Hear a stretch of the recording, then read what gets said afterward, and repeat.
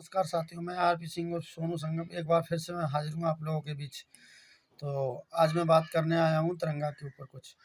तो एक तरफ तो लोग आज़ादी का अमृत महोत्सव मना रहे हैं, दूसरी तरफ ये समाज में और बहुजन समाज और दलित समाज को लेकर इतनी ज़्यादा घटनाएँ हो रही हैं और दिन पे दिन कोई किसी को मार देता है, कोई किसी को मार देता है, लेकिन इसमें कुछ सरकार सुनवाई नहीं कर रही है।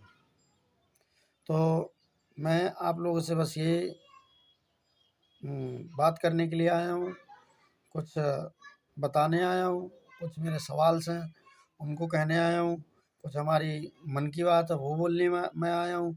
और मेरे मन की बात नहीं है, खासकर ये उन सभी लोगों की है जो लोगों से बातचीत होती रहती है, जो लोग इस बारे में बोलते हैं।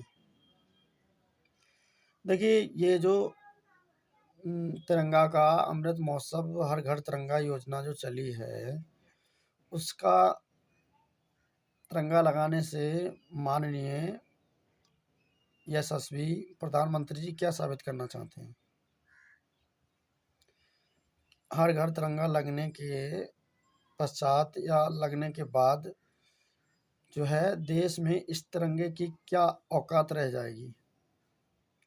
हालांकि मैं तिरंगा को और अमृत महोत्सव को गलत नहीं बता रहा हूँ, मैं ये बोल रहा हूँ कि तिरंगे का मतलब ये होता है कि तिरंगा 15 अगस्त और 26 जनवरी यानी कि स्वतंत्रता दिवस और गणतंत्र दिवस पर ये फहराया जाता है, इसको बनाया जाता है। उसके बाद इसको तय बनाकर, चौथी बनाकर इसको बॉक्स में रख दिया जाता है और फिर 15 अगस्त पे निकाल लिया जाता है, फिर 26 जनवरी पे निकाल लिया जाता है, फिर 15 अगस्त पे रख दिया जाता है, फिर 26 जनवरी निकाल लिया जाता है, 26 फिर रख दिया जाता है, फिर 15 अगस्त पे निकाल लिया जाता है। तो इसका जो है तिरंगे में कितनी पावर है, तिरंगे की कितनी शक्ति है, तिरंगे की क्या जो है वैल्यू है, वो आपको पता होनी चाहिए। अभी कुछ दिन पहले की बात है, जो यूक्रेन में कुछ हमारे भारत देश के छात्र फंसे हुए थे, तो उनको निकलने के लिए तिरंगा का सहारा लेना पड़ा। तो आप समझ सकते हैं तिरंगा की क्या वैल्यू है, तिरंगे की क्या कीमत है। तिरंगा जो है हर भारतीय के दिल में होना चाहिए। तिरंगे के लिए हर भारतीय के दिल में, मन में और जो है उसके लिए, उसके प्रति देश में जो उसका स्थान है वो सबसे प्रथम है, सबसे ऊंचा है। तो ठीक उसी प्रकार हमारे दिल में भी उसके लिए जगह सबसे ऊपर है। तो आप लोग जो हैं, ये जो तिरंगा अभियान है, इसको लेकर क्या साबित करना चाहते हैं? आप गाड़ियों पे तिरंगा लगा रहे हैं, आप छोटे छोटे रिक्शाओं पे वो लगा रहे हैं, टेढ़े रिक्शा वगैरह, बाइकों पे लगा रहे हैं, या घरों की छत तक तो सीमित है, चलिए घर घर की छत पे भी लगा हुआ है। और ये लगाने के बाद, ये 15 अगस्त के बाद ये रखना होता है, ये फहराने के बाद आपको तय बना के, चौथी बना के रख देना होता है। और आज प्रायः मैं देख रहा हूँ, और ये लोग यही कहेंगे कि ये तिरंगा का विरोध कर रहे हैं, ये तिरंगे के विपक्ष में बोल रहे हैं, या तिरंगा का जो है इनको क्या बोलते हैं, तिरंगा के लिए ऐसे बातें कर रहे हैं। तो अगर इसकी जो वैल्यू है, जो कीमत है, अगर हम तिरंगा को, आपने देखा होगा अक्सर जो है फौजी लोगों की वीडियोज़ वगैरह होती हैं, आती हैं, और उनमें अक्सर ये देखा होगा, एक फौजी जो बॉर्डर पे रक्षा करता है, उसको वैल्यू पता है कि हमारे देश के तिरंगे की वैल्यू क्या है। जब ऊपर से कोई गिरता है, या गिराता है, या गिरता, या धोखे से गिरता है, या कहीं से गिर जाता है, या फिर कोई फेंकता है तिरंगे को, तो तिरंगे को वो अपनी जान लगा देते हैं, तिरंगे को ज़मीन पे नहीं गिरने देते हैं। तो क्या गारंटी है, आपने जो छत पे लगाए हैं, जो गाड़ियों पे लगाए हैं, वो तिरंगा नीचे नहीं गिरेगा। और जो घर पे लगाए हैं, जिसको तिरंगे की वैल्यू नहीं पता, जिसको तिरंगा के बारे में पता नहीं है, तिरंगा है क्या चीज़, तिरंगे का मतलब क्या है, तिरंगे में जो 3 रंग हैं उनका क्या मतलब है, तिरंगे में जो 24 तीली लगी हुई हैं उनका क्या मतलब है, क्या मतलब, क्या सिद्ध करना चाहते हैं? उनको कुछ पता ही नहीं है तिरंगे के बारे में। हाँ, मोदी जी ने बोल दिया, प्रधानमंत्री जी ने बोल दिया, चलो लगा लो, लग गया तिरंगा। तिरंगे को हमें, इसको इतना संभाल के रखना है, इसकी इतनी पावर है, ये तिरंगा एक देशभक्त और शहीद होने के बाद उसके तन पे लपेटा जाता है, क्योंकि वो देशभक्त होता है, वो देश के लिए कार्य करता है, वो देश के लिए काम करता है। तो इसकी वैल्यू जो है, आप दूसरे देश में जाकर देखिए,